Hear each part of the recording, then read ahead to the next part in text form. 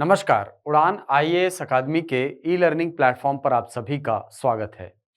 मैं हूं सुधीर वर्मा और इस वीडियो के अंतर्गत हम राष्ट्रीय तथा छत्तीसगढ़ समसामयिकी से जुड़े कुछ मुद्दों पर चर्चा करेंगे।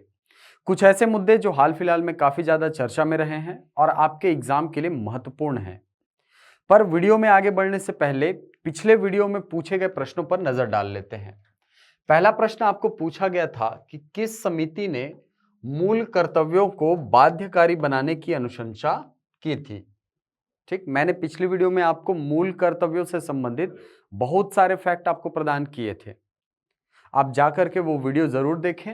और फिलहाल इस प्रश्न का उत्तर है वर्मा समिति। यहां पर आप देख पा रहे हैं क्या है मौलिक अधिकार। इसी में अंतिम पॉइंट जो था उसमें लिखा था कि वर्मा समिति ने मूल कर्तव्यों को बाध्यकारी बनाने की सिफारिश की थी। और ये जो मूल कर्तव्य है वो लाए किस समिति की अनुशंसा पर गए थे, तो स्वर्ण सिंह समिति की अनुशंसा पर लाए गए थे। ठीक, चलिए अगला क्वेश्चन। हाल ही में आयोजित अंडर 20 विश्व कुश्ती चैंपियनशिप 2022 में स्वर्ण पदक किसने जीता है? ऑप्शन था सोनम मलिक, प्रियांशी प्रजापत, अंतिम पंघाल या प्रिया मलिक। पिछली वीडियो में मैंने आपको ये स्लाइड दिखाया था जिसमें गोल्ड मेडल जो है वो जीता गया है अंतिम पंघाल के द्वारा। ये जो व्हाइट कलर में नाम दिख रहे हैं इन्होंने सिल्वर मेडल जीता है। और ये जो हल्के संतरे रंग में आपको कलर दिख रहा है नाम, वो है ब्रॉन्ज मेडल विजेता। तो गोल्ड मेडल जीता है किसने? अंतिम पंघाल ने। अगला क्वेश्चन, एशिया कप 2022 की मेजबानी किसके द्वारा की जाएगी? ठीक है, या की जा रही है, आपको पता होगा अभी मैच चल रहे हैं इसके। श्रीलंका क्रिकेट बोर्ड के द्वारा, इंग्लैंड क्रिकेट बोर्ड के द्वारा, ऑस्ट्रेलिया क्रिकेट बोर्ड के द्वारा या पाकिस्तान क्रिकेट बोर्ड के द्वारा। तो ये दोनों तो आंसर हो ही नहीं सकते क्योंकि एशिया कप है। ठीक, इसका आंसर है श्रीलंकाई क्रिकेट बोर्ड के द्वारा एशिया कप 2022 की मेजबानी की जा रही है। देखिए इसका आयोजन जो है वो हो रहा है यूएई में, लेकिन इसकी मेजबानी की जा रही है श्रीलंका के द्वारा। याद रखिएगा, इस प्रकार के क्वेश्चन आपको पूछ सकता है। ठीक है, डायरेक्ट मेजबानी वाले प्रश्न आप कई सारे एग्जाम्स में देख चुके हैं, तो ये प्रश्न भी आपके लिए इंपॉर्टेंट है क्योंकि श्रीलंका हालांकि इसको मेजबानी कर रहा है लेकिन जो मैच हैं वो यूएई में आयोजित हो रहे हैं। चलिए अगला क्वेश्चन है, बेस्ट ऑफ बीट डेस्टिनेशन पुरस्कार किस जिले ने जीता है? ऑप्शन है बस्तर, सूरजपुर, महासमुंद या दंतेवाड़ा। तो यहां पर आप देख पा रहे हैं बेस्ट ऑफ बीट डेस्टिनेशन और इसका प्राप्तकर्ता जिला है बस्तर। हमारे छत्तीसगढ़ का बस्तर जिला है जिसने ये पुरस्कार प्राप्त किया है। अगला क्वेश्चन था, छत्तीसगढ़ के वर्तमान पंचायत एवं ग्रामीण विकास मंत्री कौन है? आपको पता होगा कुछ समय पहले जो टीएस सिंहदेव जी हैं उन्होंने अपने पद से इस्तीफा दे दिया था। उसके बाद से यानी ये जो पंचायत विभाग है इसको उन्होंने छोड़ दिया था। ठीक है, इस्तीफा तो नहीं बोलेंगे लेकिन उन्होंने इस मंत्रालय को छोड़ दिया था। इसके बाद जो नए पंचायत मंत्री हैं उसके रूप में शपथ लिया है श्री रविंद्र चौबे ने। ठीक, तो ये है आपका आंसर ऑप्शन नंबर डी। चलिए तो आज का पहला टॉपिक शुरू करते हैं। पहला टॉपिक है शुद्ध शून्य उत्सर्जन लक्ष्य। आपने पिछले साल सितंबर अक्टूबर के माह में इसी समय में आपने सुना होगा कि अमेरिका से एक प्रतिनिधि मंडल जो है वो भारत आया हुआ है। उस प्रतिनिधि मंडल ने ये कहा है कि हम अपने कार्बन उत्सर्जन को कम कर रहे हैं, आप भी अपने कार्बन उत्सर्जन को कम करने की दिशा में प्रयास करिए। और इसी समय जो कॉप 26 हुआ था, आपको पता होगा कॉप 26 जो है ये पिछले साल इटली में आयोजित किया गया था। इटली और यूके इन दोनों ने मिलकर होस्ट किया था और इटली में इसको आयोजित किया गया था। इटली में जो कॉप 26 आयोजित किया गया था उसमें भारत सरकार ने अपनी प्रतिबद्धता दिखाई थी कि हम कार्बन उत्सर्जन जो है ये धीरे धीरे करके वर्ष 2070 तक शून्य शुद्ध शून्य उत्सर्जन के लक्ष्य को प्राप्त करने का प्रयास करेंगे। ये भारत के द्वारा कहा गया था। इसी दिशा में हमने कुछ और कदम उठाए हैं, आगे पढ़ेंगे उसको। तो अभी ये क्यों न्यूज में है समझिए। Getting India to net zero, ठीक है, यानी भारत के द्वारा प्राप्त किया जा रहा नेट जीरो का लक्ष्य, इस नाम से एक संस्था है और इसने अभी हाल ही में एक रिपोर्ट जारी की है। इस रिपोर्ट के अनुसार यह कहा गया है कि भारत सरकार को या भारत को यदि शुद्ध शून्य उत्सर्जन लक्ष्य को प्राप्त करना है वर्ष 2070 तक, तो बड़ी मात्रा में निवेश की आवश्यकता है। और यह बड़ा निवेश कितना है? तो लगभग 10.1 ट्रिलियन डॉलर जो है ये निवेश करने की आवश्यकता पड़ेगी।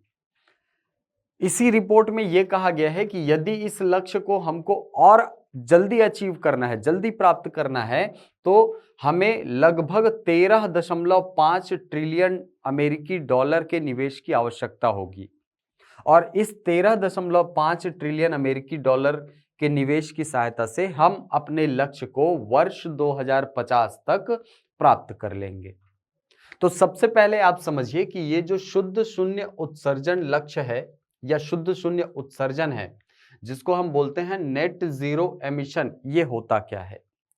देखिए, नेट जीरो एमिशन का अर्थ ग्रीन हाउस गैसों का उत्सर्जन शून्य करना नहीं है, बल्कि ग्रीन हाउस गैस उत्सर्जन को दूसरे कामों से बैलेंस करना है। आप इसको ऐसे समझ सकते हैं कि आप जितना कमा रहे हैं उतना आपको खर्च करना है, ठीक है, या उतना ही खर्च करना है जितना कि आप कमा रहे हैं। तो जितना कार्बन एमिशन हमारे द्वारा किया जाता है उसको न्यूट्रलाइज करना, उसको जीरो के लेवल तक लाना, ठीक है। किस अर्थ में? देखिए, अब उत्पादन को तो हम कम नहीं कर सकते, जीरो नहीं कर सकते। कार्बन उत्सर्जन के बहुत सारे तरीके हैं, बहुत सारी इंडस्ट्रीज हैं जिनके द्वारा कार्बन एमिशन किया जाता है। तो हम क्या कर सकते हैं कि पेड़ पौधे लगा सकते हैं या ऐसी तकनीकों का प्रयोग कर सकते हैं जिससे जो इस कार्बन को एब्जॉर्ब करने के काम करे, जिसको हम कार्बन सिंक बोलते हैं। तो कार्बन सिंक्स का निर्माण करना ये कहलाता है नेट जीरो कार्बन एमिशन। यानी इतने पेड़ लगा लीजिए आप या इतनी तकनीकों का उपयोग कर लीजिए, पर्यावरण मित्र तकनीकों का, कि ग्रीन हाउस प्रभाव जो है, ठीक है, ये जो कार्बन के द्वारा किया जाने वाला ग्रीन हाउस प्रभाव है ये शून्य तक पहुंच जाए, जिससे कि जलवायु जो है उस पर नकारात्मक प्रभाव ना पड़े। आपने सुना होगा कि कार्बन जो है ये प्रमुख ग्रीन हाउस गैस है, कार्बन डाइऑक्साइड CO2 जिसको हम बोलते हैं, ये सबसे बड़ा कारण होता है ग्लोबल वार्मिंग का। तो ग्लोबल वार्मिंग से बचाने के लिए या ग्लोबल वार्मिंग से बचने के लिए हमें इसके एमिशन को कम करना होगा। अब इसका एमिशन कम करना है तो हमें पेड़ पौधों की आवश्यकता होगी, ज्यादा से ज्यादा पेड़ लगाने की जरूरत पड़ेगी, ठीक। तो ये है नेट जीरो एमिशन। इसका मतलब आप ये मत समझिएगा कि हम कार्बन उत्सर्जन करना ही बंद कर देंगे, वो तो संभव ही नहीं है, क्योंकि जितने भी प्राणी हैं वो CO2 तो एमिट करते ही हैं, CO2 बाहर निकलता ही है, ठीक। चलिए, ये जो नेट जीरो एमिशन है ये एक ऐसी अर्थव्यवस्था निर्मित करता है जिससे फॉसिल फ्यूल का इस्तेमाल ना के बराबर हो, ठीक है। फॉसिल फ्यूल मतलब जीवाश्म ईंधन। जीवाश्म ईंधन का प्रयोग आप जितना कम से कम कर सके।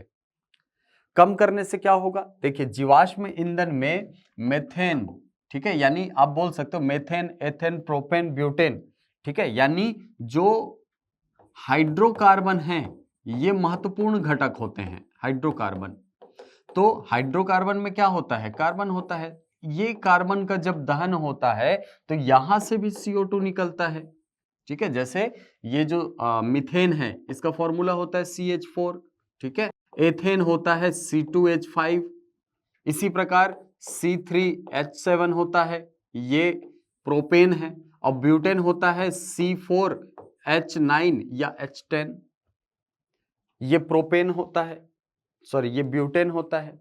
सब में आप देखेंगे तो कार्बन कंटेंट आपको दिखेगा। अब जब इसका दहन होगा, जब इसको जलाया जाएगा तो जाहिर सी बात है वहां पर CO2 और CO, कार्बन डाइऑक्साइड और कार्बन मोनोऑक्साइड का उत्सर्जन होता है, और ये बहुत ज्यादा घातक होते हैं हमारे पर्यावरण के लिए। CO2 ग्लोबल वार्मिंग के लिए खतरा होता है और CO यानी कार्बन मोनोऑक्साइड श्वास की बीमारियां उत्पन्न करने के लिए उत्तरदायी होता है। तो इसको शून्य करना, ठीक, एक कार्बन सिंक का निर्माण करना जिससे कि CO2 और CO जो है इसको एब्जॉर्ब किया जा सके। ये है नेट जीरो एमिशन तकनीक है ये। ठीक, कार्बन उत्सर्जन करने वाली दूसरी चीजों का इस्तेमाल भी बहुत कम हो। आप जितना कार्बन पैदा कर रहे हैं उतना ही उसे एब्जॉर्ब करने का इंतजाम आपके पास होना चाहिए। उदाहरण के तौर पर पेड़ पौधे हवा से CO2 यानी कार्बन डाइऑक्साइड एब्जॉर्ब करते हैं। ठीक है, आपने रशिया में बहुत ज्यादा सुना होगा, रशिया जो है अपने वनों को प्रयोग करता है एज अ कार्बन सिंक की तरह प्रयोग करता है, जिससे कि उसका जो कार्बन उत्सर्जन है वो भारत से कम है। चौथे नंबर पर है रूस कार्बन के उत्सर्जन के मामले में। ठीक, अभी जो पिछला रिपोर्ट था यूएनईपी का, ठीक है, यहां पर आप देख पा रहे हैं UNEP, United Nation Environment Programme. इसकी यदि रिपोर्ट देखेंगे आप तो ये वर्ष 2018 के लिए अपडेट करता है आपको। वर्ष 2018 तक चाइना जो है ये सबसे ज्यादा कार्बन उत्सर्जन करने वाला देश है। इसके बाद अमेरिका का नाम है यूनाइटेड स्टेट्स ऑफ अमेरिका, और तीसरे स्थान पर है भारत। भारत तीसरा सबसे ज्यादा कार्बन उत्सर्जन करने वाला देश है, जो कि कुल कार्बन उत्सर्जन का 7.3% उत्सर्जित करता है। यानी कि विश्व में यदि 100% उत्सर्जित होता है तो इसका 7.3% जो है वो भारत के द्वारा उत्सर्जित किया जाता है। बहुत बड़ा अमाउंट है ये। ठीक, देखिए 2018 की यदि बात करें तो भारत के द्वारा 3619.80 मिलियन टन कार्बन जो है ये उत्सर्जित किया गया था। Million tonne carbon.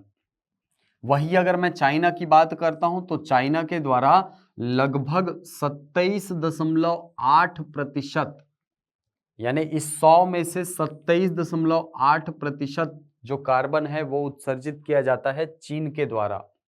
और यदि मात्रात्मक रूप में आप देखेंगे तो 13,739.79 मिलियन टन जो है ग्रीन हाउस गैसेस का उत्सर्जन चीन के द्वारा किया जाता है। रूस का मैंने आपको बताया कि ये जो है वो चौथे नंबर पर आता है। ठीक, चौथे नंबर पर आता है और ये 4.7% ग्रीन हाउस गैसेस का उत्सर्जन करता है। तो ये आंकड़े हैं यूनाइटेड नेशन एनवायरनमेंट प्रोग्राम यानी यूएनईपी के द्वारा जारी किया गया है। ठीक, आइए आगे बढ़ते हैं। कुछ और आंकड़े हैं जो आपके लिए इंपॉर्टेंट है। जैसे भारत ने COP26 शिखर सम्मेलन के में वर्ष 2070 तक अपने उत्सर्जन को शुद्ध शून्य करने का वादा किया है। ये बहुत इंपॉर्टेंट फैक्ट है। भारत के द्वारा नेट जीरो लक्ष्य को प्राप्त करने का लक्ष्य कब तक के लिए रखा गया है? तो याद रखिएगा वर्ष 2070 तक। अमेरिका इसको बोलता है कि अमेरिका बोला है कि हम 2050 तक प्राप्त कर लेंगे, यानी अमेरिका के द्वारा 2050 तक प्राप्त कर लिया जाएगा, ऐसा उसका कहना है। ठीक, अच्छा, वर्ष 2070 तक शुद्ध शून्य उत्सर्जन लक्ष्य प्राप्त करने हेतु भारत के द्वारा क्या क्या प्रयास किए गए हैं? तो देखिए, दो तरीके हैं मैंने बताया आपको। या तो आप अपना उत्पादन यानी जो ग्रीन हाउस गैसेस हैं इनका उत्पादन कम कर दीजिए, या दूसरा इनको एब्जॉर्ब करने वाली तकनीकों को बढ़ावा दीजिए, जिसमें पेड़ भी शामिल हैं, जिसमें पर्यावरणीय मित्र जो तकनीकें हैं वो सारी चीजें शामिल हैं। तो इसके माध्यम से हमने, यही दो तरीके हैं, तो हमने इन दोनों ही क्षेत्रों में काम किया है। जैसे भारत द्वारा पेरिस में घोषित किए गए अपने नवीनीकरणीय ऊर्जा लक्ष्य वर्ष 2022 तक के स्तर 175 गीगावाट से बढ़ाकर वर्ष 2030 तक 450 गीगावाट को अब वर्ष 2030 तक बढ़ाकर COP26 में 500 गीगावाट कर दिया गया है। देखिए, पेरिस समझौता जो है ये हुआ था वर्ष 2015 में। वर्ष 2015 में पेरिस में जो सम्मेलन हुआ था उसको एक माइलस्टोन कहा जाता है, एक मील का पत्थर है ये जलवायु परिवर्तन की दिशा में। ठीक है, इसमें बहुत सारे देशों ने समझौता किया था और ये कहा था कि हम अपने द्वारा उत्पादित किए जा रहे जो ग्रीन हाउस गैसेज हैं उनके उत्पादन में निश्चित रूप से कमी लाएंगे। तो इसी के अंतर्गत भारत के द्वारा भी एक लक्ष्य रखा गया। लक्ष्य ये रखा गया कि हम अपनी नवीनीकरणीय जो ऊर्जा है इसके उत्पादन को बढ़ावा देंगे, यानी ये पर्यावरण मित्र तकनीक है। नवीनीकरणीय ऊर्जा स्रोत के अंतर्गत आपके जल ऊर्जा है, वायु ऊर्जा है, सौर ऊर्जा है, ये सारी चीजें आती है। ठीक। और 2015 में हमने ये कहा था कि वर्ष 2022 तक हम 175 गीगावाट जो है ये उत्पादन करेंगे। किसके द्वारा? नवीनीकरणीय ऊर्जा के द्वारा। वर्ष 2022 तक जो है, वर्ष 2030 तक 450 गीगावाट का लक्ष्य हमने रखा था इसी वर्ष। ठीक है, वर्ष 2022 में हमने इसको अचीव किया। तो वर्ष 2022 में हमने एक नया लक्ष्य बनाया कि हम 2030 तक क्या करेंगे, इसको 450 गीगावाट तक लेकर के जाएंगे, नवीनीकरणीय ऊर्जा को 450 गीगावाट। अब अभी जब हमने इसको अचीव कर लिया 450 गीगावाट को, तो हमने ये कहा है कि हम वर्ष 2000, देखिए यहां पर वर्ष 2030 तक क्या करेंगे, 2030 तक हम इसको 500 गीगावाट तक लेकर के जाएंगे। 500 गीगावाट की स्थापित क्षमता विकसित करने का लक्ष्य जो है वो भारत के द्वारा रखा गया है। तो एक तरीके से आप बोल सकते हैं कि नवीनीकरणीय ऊर्जा विकास के क्षेत्र में हमारे द्वारा प्रयास किया जा रहा है, अपने लक्ष्यों को निरंतर बड़ा किया जा रहा है। साथ ही हम ये दिखाता है ये कि हम अपने लक्ष्य को प्राप्त कर रहे हैं, यानी कि पर्यावरण जो संतुलन है इसकी दिशा में हम निश्चित रूप से सीरियस हैं, गंभीर इसको मान रहे हैं और इसकी दिशा में कदम उठा रहे हैं। चलिए आगे देखिए, भारत ने वर्ष 2030 तक गैर जीवाश्म ऊर्जा स्रोतों से 50% स्थापित विद्युत उत्पादन क्षमता के लक्ष्य को भी घोषणा की है, जो 40% के मौजूदा लक्ष्य को बढ़ाता है, जो पहले ही लगभग हासिल कर लिया गया है। ठीक, क्या बोल रहा है, देखिए गैर जीवाश्म ऊर्जा स्रोत यानी कि ऐसे ऊर्जा स्रोत जो फॉसिल फ्यूल से प्राप्त नहीं होते, यानी पेट्रोल से प्राप्त नहीं होते, कोयले से प्राप्त नहीं होते, डीजल से प्राप्त नहीं होते, कैरोसिन से प्राप्त नहीं होते। ये कैसे हैं ऊर्जा स्रोत? ये गैर जीवाश्म हैं। इनसे 50% स्थापित विद्युत क्षमता, ठीक है, यानी कि कुल ऊर्जा उत्पादन का 50, हमने लक्ष्य रखा था 40% का, ठीक है, कि कुल उत्पादित क्षमता का 40% जो है ये हमारे द्वारा गैर जीवाश्म ऊर्जा स्रोत यानी नवीनीकरणीय ऊर्जा स्रोत के माध्यम से पूरा किया जाएगा, जिसको हम पहले ही प्राप्त कर लिए हैं। अब इसको बढ़ा करके कितना कर दिया गया है, 50% कर दिया गया है, कि हम अपनी कुल जो उत्पादन है विद्युत का उसका 50% हिस्सा जो है वो नवीनीकरणीय ऊर्जा के माध्यम से प्राप्त करेंगे। ये लक्ष्य रखा गया है। कब तक प्राप्त करेंगे? वर्ष 2030 तक। तो 2 ईयर बहुत इंपॉर्टेंट है, एक 2070 और 2030। 2030 इसलिए क्योंकि 2030 में हमने नवीनीकरणीय ऊर्जा जो है इसके संबंध में लक्ष्य रखे हैं, है ना। इसके अंतर्गत आप देखिए 500 गीगावाट का लक्ष्य जो है हमारे द्वारा रखा गया है। और वर्ष 2070 इसलिए क्योंकि हमने नेट जीरो एमिशन का लक्ष्य फुलफिल करने के लिए इस अवधि को चुना है कि हम वर्ष 2070 तक नेट जीरो एमिशन का लक्ष्य जो है वो प्राप्त कर लेंगे। इसी से संबंधित कुछ और प्रोटोकॉल्स हैं, कुछ और सम्मेलन हैं जिसको आपको याद में रखना चाहिए, महत्वपूर्ण पर्यावरणीय सम्मेलन, जिसमें पहला है मॉन्ट्रियल प्रोटोकॉल।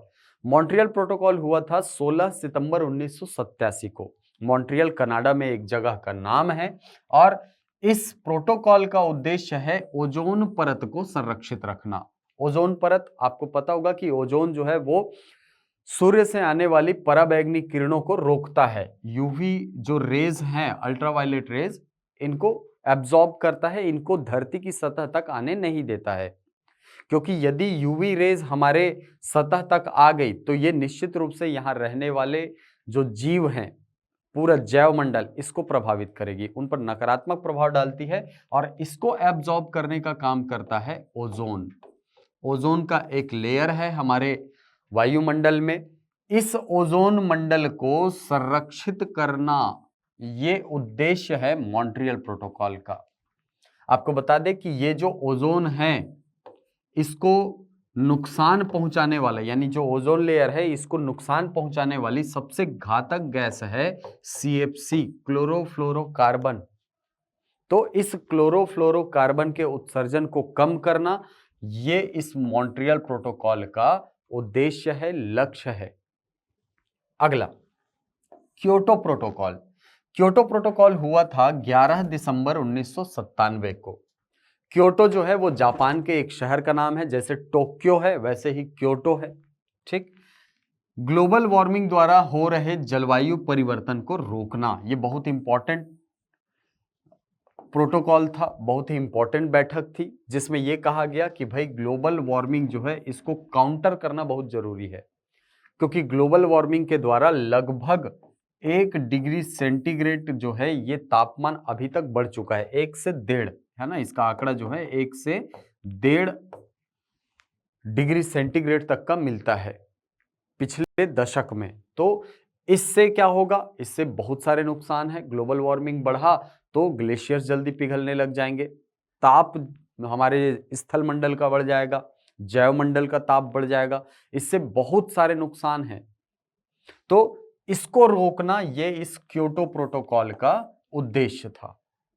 इसके बाद पेरिस समझौता, जो मैंने आपको बताया कि वर्ष 2015 में फ्रांस में हुआ, इसका उद्देश्य क्या है, जलवायु परिवर्तन और उसके नकारात्मक प्रभावों से निपटना और वैश्विक ग्रीन हाउस गैस उत्सर्जन को काफी हद तक कम करना।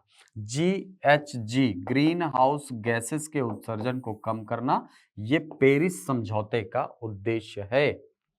चलिए, COP26 इसलिए इंपॉर्टेंट है, COP26 और 27 ये दोनों इंपॉर्टेंट है। क्यों? क्योंकि COP26 पिछले साल हुआ था इटली में, इटली और यूके दोनों ने मिलकर के इसको होस्ट किया था, याद रखिएगा, है ना।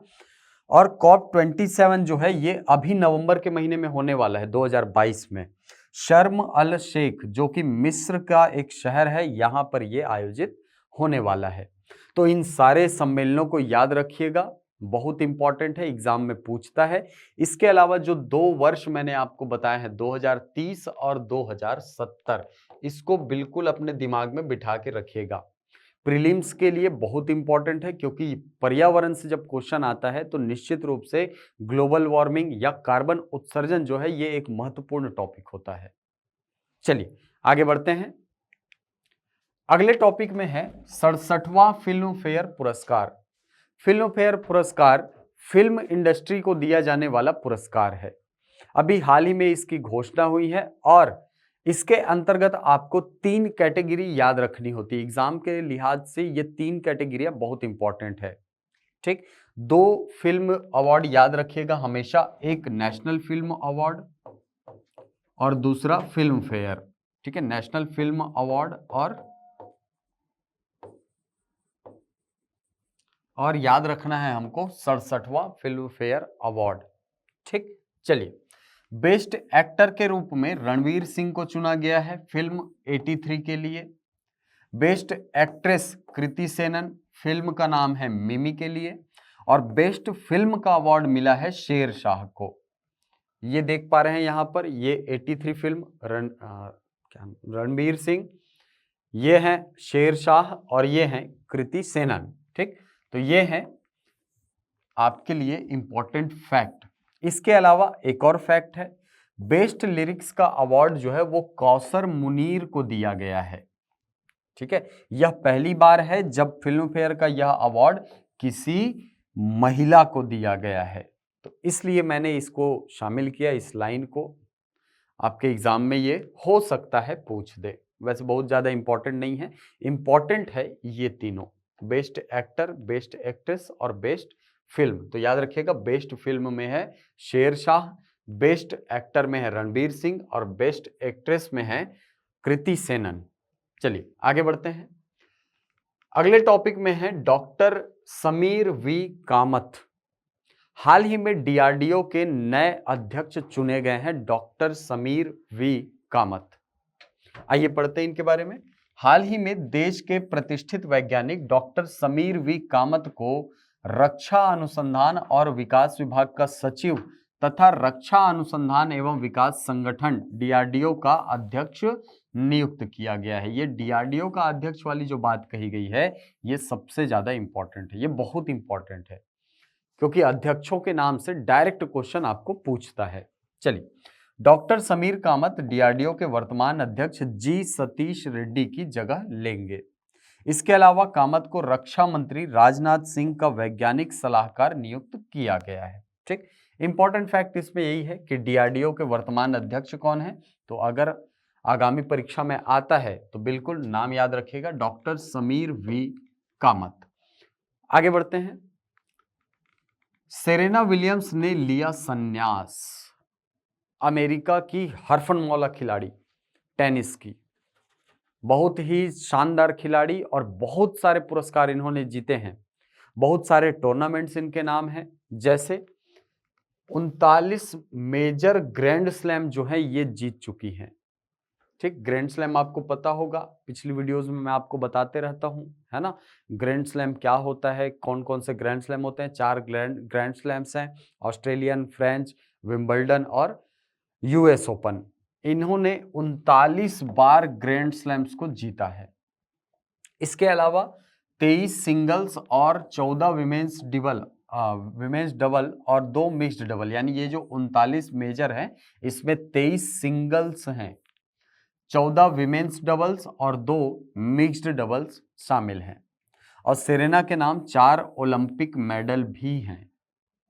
ठीक, चलिए तो याद रखिएगा, सेरेना विलियम्स जो है इन्होंने अभी हाल ही में संन्यास ले लिया है। अमेरिका की खिलाड़ी हैं, याद रखिएगा, अमेरिका की टेनिस खिलाड़ी हैं। चलिए अगले टॉपिक पर चलते हैं। अगले टॉपिक में है राष्ट्रीय खेल दिवस। आपको पता होगा कि हर साल 19 अगस्त के दिन मनाया जाता है राष्ट्रीय खेल दिवस। वर्ष 2012 से ये जो राष्ट्रीय खेल दिवस है इसका आयोजन किया जाता है। किस तिथि पर किया जाता है, तो याद रखिएगा, मेजर ध्यानचंद जी की स्मृति में ये जो खेल दिवस है इसका आयोजन किया जाता है। ठीक, देखिए आयोजन प्रत्येक वर्ष 29 अगस्त को हॉकी के महान खिलाड़ी मेजर ध्यानचंद की स्मृति में ये आयोजित किया जाता है। इस दिन को पहली बार वर्ष 2012 में भारत के राष्ट्रीय खेल दिवस के रूप में नामित कर मनाया गया था, यानी पहला जो राष्ट्रीय खेल दिवस है वो मनाया गया था वर्ष 2012 में। देश के राष्ट्रपति इस अवसर पर मेजर ध्यानचंद खेल रत्न पुरस्कार, अर्जुन पुरस्कार, द्रोणाचार्य पुरस्कार, ध्यानचंद पुरस्कार जैसे खेल पुरस्कार प्रदान करते हैं। ठीक, तो याद रखिएगा, इसमें तो फैक्ट यही है कि कब मनाया जाता है, 29 अगस्त को। अगले टॉपिक पर चलते हैं। अगला टॉपिक है अभ्यास वज्र प्रहार 2022। अभी हाल ही में भारत और अमेरिका की सेनाओं के बीच में आयोजित किया गया है एक युद्धाभ्यास। नाम क्या है, वज्र प्रहार। आइए देखते हैं। हाल ही में भारत अमेरिका संयुक्त विशेष बलों ने वज्र प्रहार 2022 के 13वें संस्करण का आयोजन बकलोह, ये है हिमाचल प्रदेश में, यहां पर किया है। ठीक, दोनों देशों के विशेष बलों द्वारा इस संयुक्त अभ्यास का आयोजन बारी बारी से भारत और अमेरिका में किया जाता है, यानी एक बार भारत में होता है, दूसरी बार अमेरिका में होता है। विशेष बल किसी देश के सशस्त्र बलों की इकाइयां हैं जो गुप्त, आतंकवाद विरोधी और अन्य विशिष्ट ऑपरेशन का कार्य करती हैं। ठीक, चलिए भारत और संयुक्त राज्य अमेरिका के बीच कुछ अन्य युद्ध अभ्यास कौन कौन से हैं देख लीजिए। भारत और अमेरिका के बीच, है ना, पहला है टाइगर ट्रायम्फ अभ्यास। ये जो अभ्यास है ये किया जाता है जब मान लीजिए अगर कोई आपदा आ गई, जैसे बाढ़ आ गया, जैसे पिछले साल केदारनाथ में बाढ़ आया था, है ना, एक बार आपने देखा होगा, वैसी यदि आपदा आ जाती है तो उस समय पर किस प्रकार की कार्यवाहियां की जानी है, इन सभी के संबंध में अभ्यास किया जाता है। देखिए, मानवीय सहायता और आपदा राहत अभ्यास किया जाता है भारत और अमेरिका के सेनाओं के बीच। इसके बाद है कोप इंडिया, ये वायुसेनाओं के द्वारा यानी भारत की वायुसेना और अमेरिका की वायुसेना के द्वारा किया जाता है। रेड फ्लैग, अमेरिका का बहुपक्षीय वायुसेना अभ्यास। इसके बाद युद्ध अभ्यास नाम है, ठीक है, और थल सेनाओं के बीच में ये आयोजित किया जाता है। तो याद रखिएगा, अभी हाल ही में भारत और अमेरिका के बीच जो युद्धाभ्यास हुआ है वो हुआ है विशेष सैन्य बलों के बीच, और इसका नाम रखा गया है वज्र प्रहार।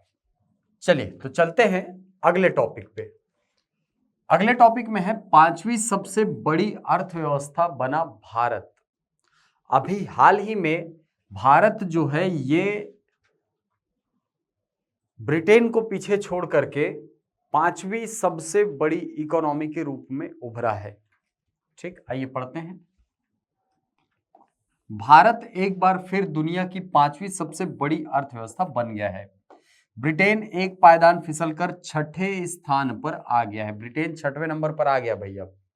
ठीक, इंटरनेशनल मॉनेटरी फंड के मुताबिक भारत साल 2021 के आखिरी 3 महीने में ब्रिटेन से आगे निकला है। यानी 2021 के जो आखिरी 3 माह थे उस तिमाही रिपोर्ट के अनुसार भारत जो है वो ब्रिटेन को पीछे छोड़ करके 5वें स्थान पर आ गया है। इस दौरान भारत की अर्थव्यवस्था जो है वो 854.7 अरब डॉलर रही, जबकि इसी अवधि में ब्रिटेन की अर्थव्यवस्था रही 816 अरब डॉलर की। अभी आपको पता होगा, अभी काफी ज्यादा खबर में भी था कि ब्रिटेन में जो है वो मंदी आई हुई है, और इस मंदी की वजह से अर्थव्यवस्था जो है वो थोड़ी सी नीचे गई है। नीचे गई है तो कितने पे पहुंची है? 816 अरब डॉलर पे।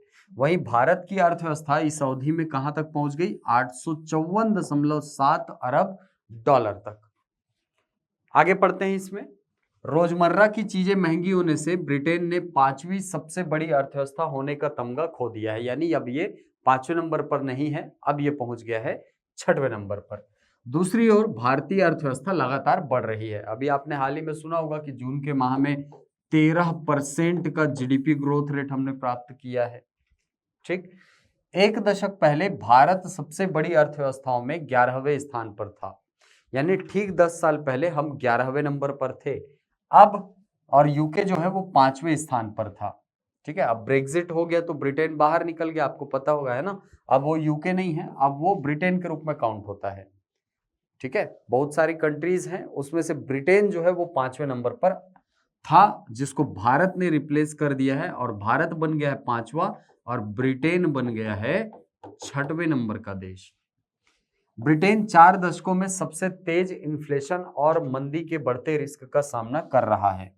बैंक ऑफ इंग्लैंड ने अनुमान जताया है कि यह स्थिति 2024 तक रहेगी। यानी ये जो मंदी वाली स्थिति है वो ब्रिटेन में 2024 तक रहने वाली है। दूसरी तरफ भारतीय अर्थव्यवस्था के इस वर्ष 7% की दर से बढ़ने का अनुमान है। यानी वर्ष 2022-23 जो है, इस वित्तीय वर्ष में हमारी जो इकोनॉमी है वो 7% की दर से ग्रोथ करेगी, ऐसा अनुमान लगाया गया है। ठीक, तो देखिए यहां पर सबसे बड़ी अर्थव्यवस्थाओं की यदि बात करेंगे तो सबसे पहले नंबर पर है अमेरिका, दूसरे नंबर पर चीन, तीसरे नंबर पर जापान, चौथे नंबर पर जर्मनी, और 5वें नंबर पर है हमारा प्यारा भारत, और 6वें नंबर पर चला गया कौन? ब्रिटेन। ठीक, यहां पर आप देख पा रहे हैं आंकड़े। अमेरिका का कितना है? 25,350 अरब डॉलर, चीन का 19,910 अरब डॉलर, जापान का 4,910 अरब डॉलर, जर्मनी का 4,260 अरब डॉलर, और भारत का है 854.7 अरब डॉलर। यानी हमको अगर चौथे स्थान पर जाना है मान लो, तो भाई बहुत ज्यादा इकोनॉमी की जरूरत पड़ेगी। 5 गुना बड़ी है हमसे ठीक पहले वाली अर्थव्यवस्था, तो हमें बहुत ज्यादा मेहनत करनी पड़ेगी। चलिए आगे बढ़ते हैं। आईएनएस विक्रांत। आपने अभी हाल ही में सुना होगा कि हमारे जो प्रधानमंत्री हैं श्री नरेंद्र मोदी जी, वे आईएनएस विक्रांत की कमीशनिंग में शामिल हुए हैं। ठीक, चलिए, और ये आईएनएस विक्रांत जो है ये क्या है, सबसे पहले तो ये जानते हैं। देखिए, आईएनएस विक्रांत जो है ये स्वदेशी वाहन पोत है। ठीक है, स्वदेशी विमान पोत बोलते हैं इसको, ठीक है, एयरक्राफ्ट कैरियर विमान पोत है, जिसके माध्यम से हम विमानों को जल मार्ग में लेकर के जाते हैं। आपने देखा होगा ऐसा ऐसा जहाज होता है, इसके ऊपर, है ना, ये ऐसा, इसके ऊपर हवाई जहाज खड़े होते हैं, ऐसे हवाई जहाज खड़े होते हैं। तो ये जो आईएनएस विक्रांत है, ये भी क्या है, ये भी एयरक्राफ्ट कैरियर है। खासियत क्या है कि ये स्वदेशी एयरक्राफ्ट है, लगभग इसका 75% हिस्सा जो है वो भारत में ही बना है, मेक इन इंडिया प्रोग्राम के अंतर्गत, याद रखिएगा इसको, ठीक। देखिए, नौसेना को मिला पहला स्वदेशी एयरक्राफ्ट कैरियर, ठीक। आईएनएस विक्रांत 75% स्वदेशी रूप से निर्मित है और युद्धपोत पर 20 फाइटर जेट्स ले जाने की ताकत है। 20 तो आप इस पे फाइटर जेट ले जा सकते हो, ठीक।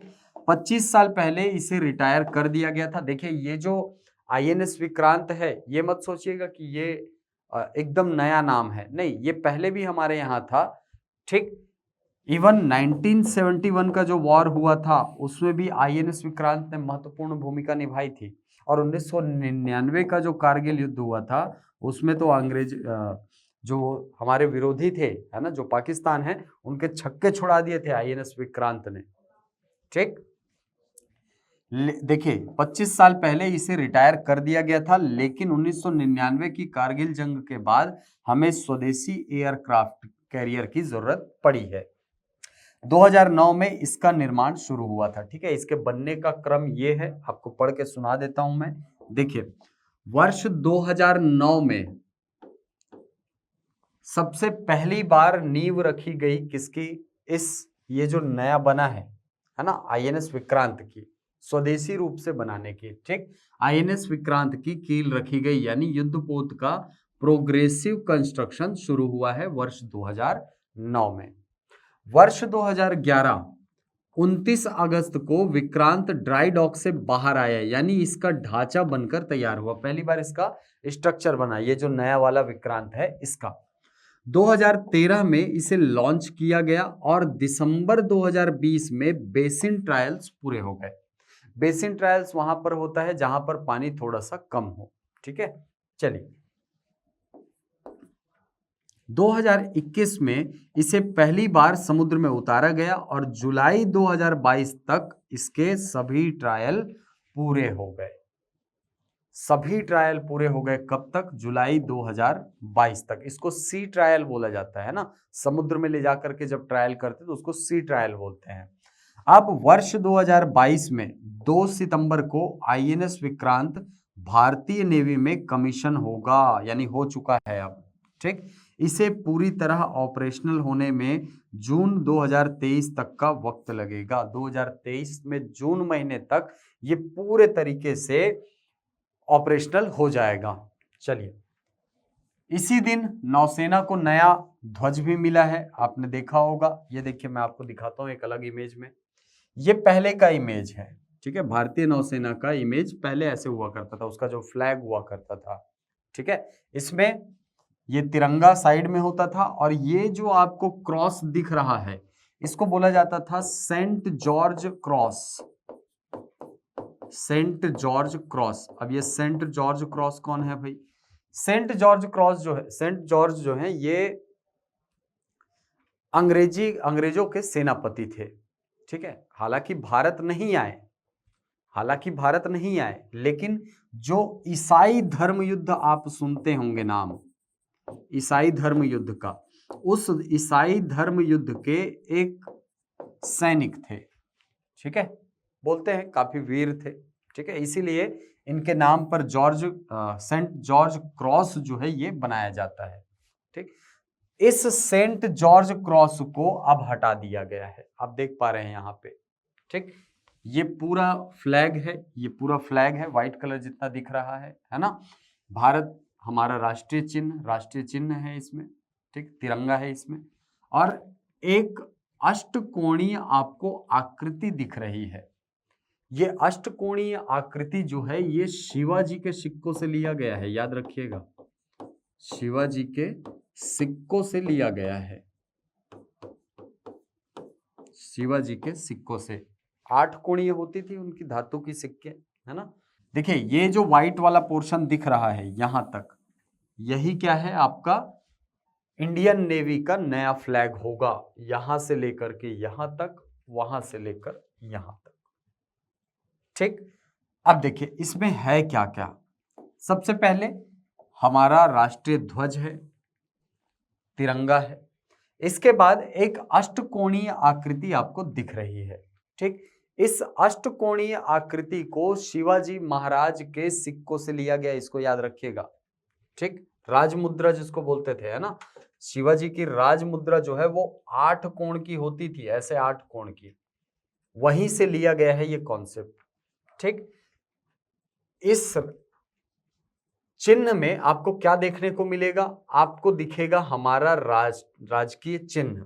ठीक है, वही अशोक स्तंभ। इसके बाद इसके ठीक नीचे लिखा हुआ मिलेगा, देखिए यहां पर, ये इंडियन आर्मी का, सॉरी इंडियन जो नवल फोर्स है उसका ध्येय वाक्य है, क्या है, शन्नो वरुणः। शन्नो वरुणः कहने का मतलब जल के जो देवता है वरुण, वो हमारी रक्षा करे। ठीक, हाँ, और इसकी जो, ये भी बताना भूल गया मैं थोड़ा सा, कि ये जो 8 कोण दिख रहे हैं आपको, है ना, ये कोण, ये कोण, ये कोण, ऐसा, ये 8 दिशाओं को इंगित करते हैं, 8 दिशाओं को। तो ये है नया ध्वज भारतीय नौसेना का।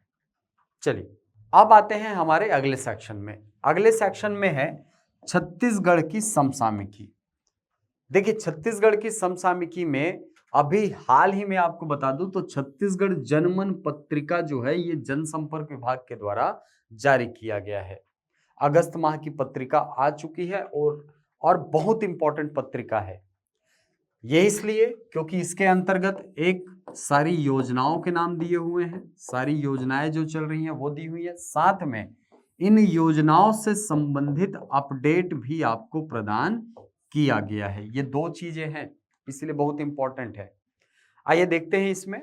मैंने इसको टाइप नहीं किया, मैंने इसको एज अ पेज आपके सामने उपस्थित कर दिया है भाई। देखिए, राजीव गांधी किसान न्याय योजना। ठीक, एकदम क्लियर ना दिखे कोई बात नहीं, मैं आपको पढ़ के सुनाऊंगा, आप चाहे तो नोट डाउन कर सकते हैं। देखिए, योजना जिससे किसान समृद्धि की ओर बढ़ रहे हैं। किस योजना के बारे में बात हो रही है? राजीव गांधी किसान न्याय योजना के बारे में। राजीव गांधी किसान न्याय योजना का साल दर साल विस्तार हो रहा है। यह इस योजना का शानदार तीसरा साल है। वर्ष 2019-20 में 18.43 लाख धान व मक्का किसानों को 5,627 करोड़ रुपए का भुगतान किया गया था। देखिए, अब यहां से फैक्ट आपके कुछ कुछ मिल जाएंगे। वर्ष 2019-20 की बात करें तो कितने किसान लाभान्वित हुए? तो यहां पर देखिए आप 18.43 लाख कृषक जो हैं ये लाभान्वित हुए हैं। वर्ष 2020-21 में किसानों की संख्या में बढ़ोतरी हुई और यह आंकड़ा 20.59 लाख किसानों तक पहुंच गया है। अच्छा, तो वर्ष 2020-21 में कितना हो गया? 22.59 लाख, सॉरी 20.59 लाख, 20.59 लाख किसान जो है ये लाभान्वित हुए हैं।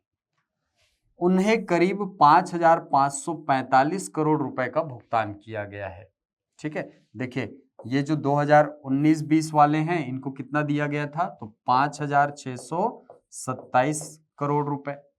और ये जो 20.59 लाख किसान दिख रहे हैं इनको दिया गया है 5,545 करोड़ रुपए।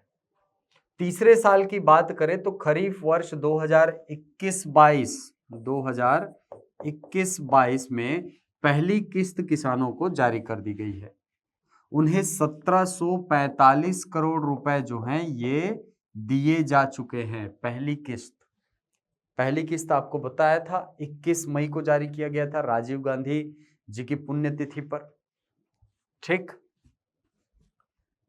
किसानों को करीब 6,979, ठीक है, 79.75 करोड़ रुपए इनपुट सब्सिडी के तौर पर दिए जाने हैं। यानी इस साल कितना दिया जाएगा टोटल, तो टोटल याद रखिएगा दिया जाएगा कितना, 6,979.75 करोड़, ये दिया जाना है राजीव गांधी किसान न्याय योजना के अंतर्गत। ठीक, किसानों की संख्या अभी आगे इसमें दी हुई है। देखिए, वर्ष 2021-22 में किसानों से समर्थन मूल्य पर 97.97 हजार, ठीक है, धान खरीदी की बात हो रही है। धान खरीदी कितनी की गई, धान खरीदी की गई है 97.97 लाख मीट्रिक टन, ठीक है, 122 metric tonne, 97.97 lakh 97,122 metric tonne जो है ये धान खरीदा गया है। और धान बेचने वाले किसानों की संख्या में भी बढ़ोतरी हुई है। पिछले वित्तीय वर्ष में जहां 20.59 हजार किसानों ने धान बेचा था, वहीं यह आंकड़ा बढ़कर 21,77,383, देखिए यहां पर किसानों की संख्या कितनी हो गई, 21,77,383, यानी 21.77 लाख, आप ऐसा इसको लिख सकते हैं। ठीक, वर्ष 2021-22 में किसानों की पंजीयन की संख्या में भी वृद्धि हुई है, बिल्कुल हुई है। करीब 24.6 हजार, है ना, 24,06,560 किसानों ने धान का पंजीयन कराया, जिसमें बोए गए धान का रकबा 30,10,880 हेक्टेयर रहा।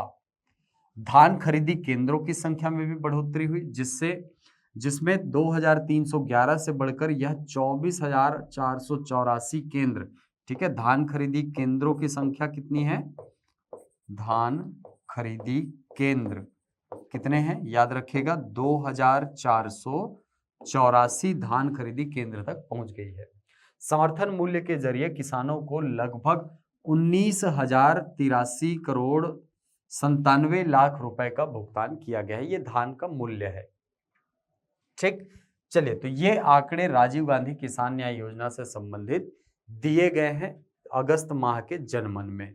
ठीक, क्या दिया है एक बार जल्दी से देख लेते हैं। देखिए, वर्ष 2019-20 के दौरान किसानों की संख्या, इसके बाद उनको भुगतान की गई राशि, ठीक है, ये किसानों की संख्या है और ये भुगतान की राशि है। इस योजना के अंतर्गत कितनी राशि दी गई है। ठीक, 2019-20 में कितना रहा, 18.43 लाख किसानों को 5,627 करोड़ रुपए जो है ये दिए गए हैं राजीव गांधी किसान न्याय योजना के अंतर्गत। वहीं 2020-21 के दौरान 20.59 लाख किसानों को 5,545 करोड़ रुपए जो है ये दिए गए हैं।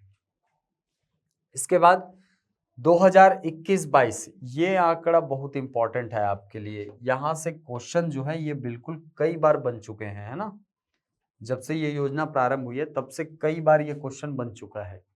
तो वर्ष 2021-22 में 21.77 लाख किसानों को 1,745 करोड़ रुपए जो हैं ये प्रथम किस्त के रूप में दिया जा चुका है। और इस वर्ष की बात करें तो टोटल इस वर्ष में कितना मिलेगा, तो 6,979.75 करोड़ रुपए जो है उनके खातों में डाले जाएंगे। यदि मैं धान खरीदी की बात करूं तो इस वर्ष कुल 21.77 लाख किसानों से 97.97 लाख मीट्रिक टन धान की खरीदी की गई है। और धान खरीदी केंद्रों की यदि बात करें तो पहले होता था, इस साल के पहले 2,311, जिसको बढ़ाकर कितना कर दिया गया है, 2,484 कर दिया गया है। ठीक, अगला टॉपिक देखिए, समर्थन मूल्य पर धान खरीदी।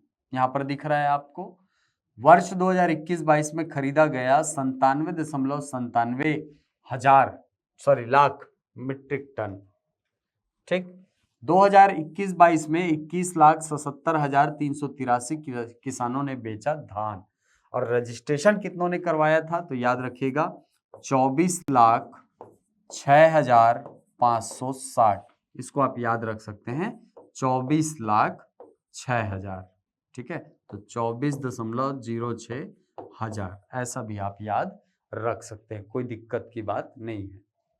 ठीक, चलिए आगे देखिए। इसमें राजीव गांधी किसान न्याय योजना वर्ष 2019-20 के 18.43 किसानों को जो भुगतान किया गया उसके बारे में, 2021-22 के बारे में बताया है। जो आंकड़े मैंने आपको जस्ट पिछले स्लाइड में बताए हैं यहाँ पर, इसी को यहाँ पर फिर से बताया गया है।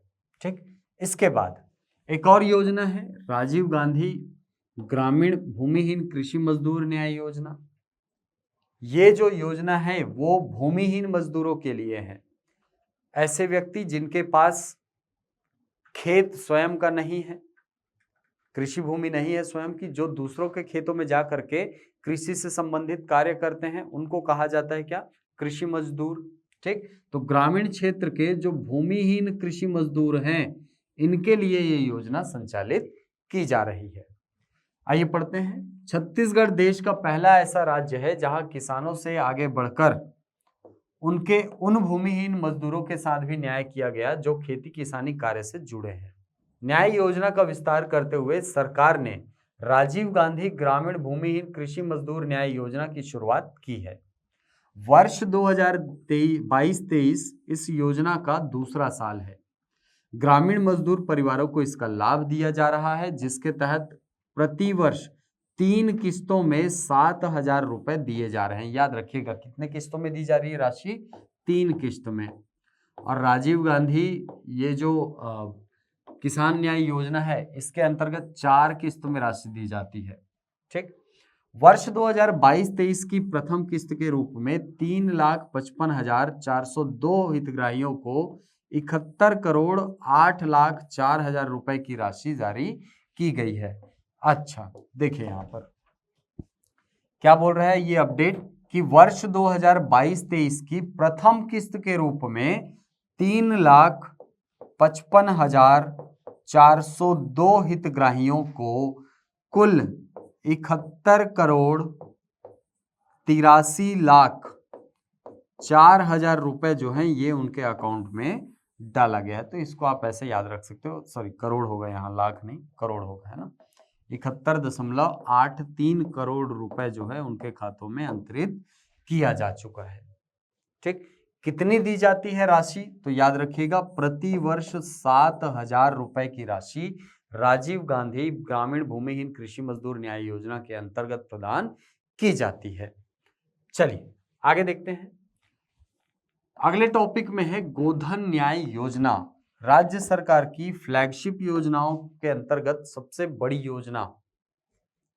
ठीक, इसी के अंतर्गत गौठान बनाए जा रहे हैं, आपको पता होगा। ठीक, ये जो योजना है ये प्रारंभ हुआ है 20 जुलाई 2020 को और तब से लेकर के 15 जुलाई 2022 तक 76.71 लाख क्विंटल गोबर का क्रय किया जा चुका है।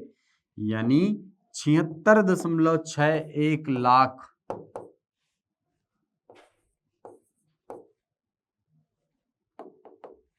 76.71 लाख रुपए जो लाख क्विंटल जो है ना, लाख क्विंटल गोबर जो है ये खरीदा जा चुका है।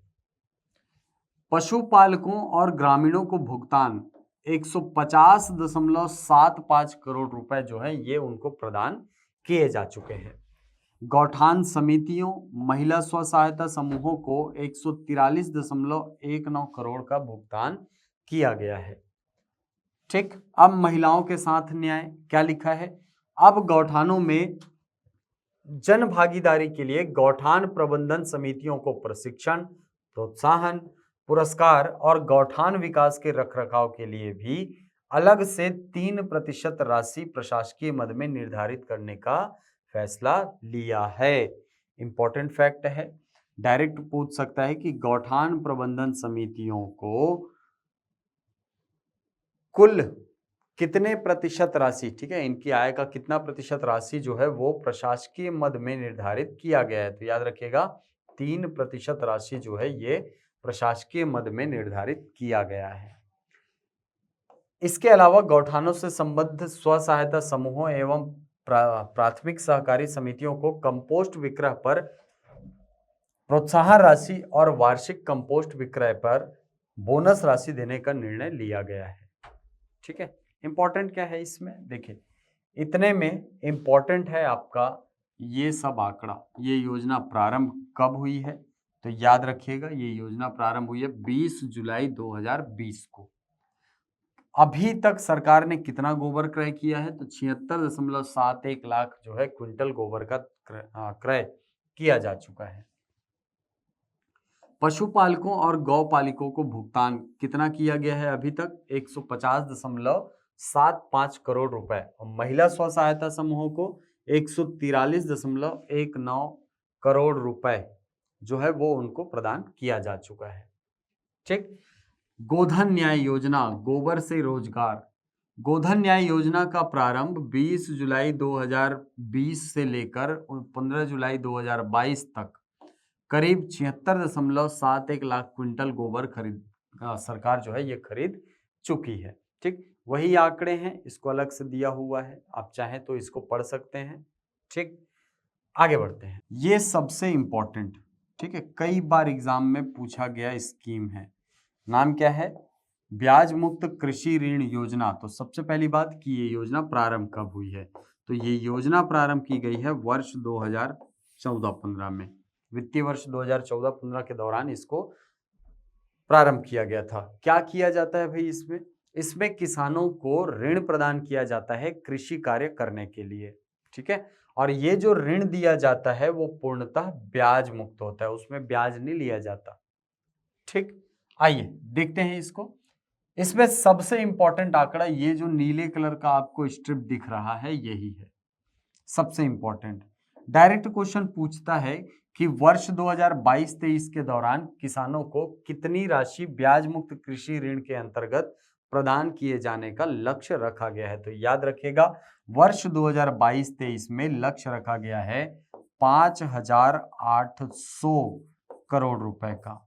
5,800 करोड़ रुपए जो है ये किसानों को ब्याज मुक्त कृषि ऋण के रूप में देने की योजना बनाई गई है या इसका लक्ष्य रखा गया है।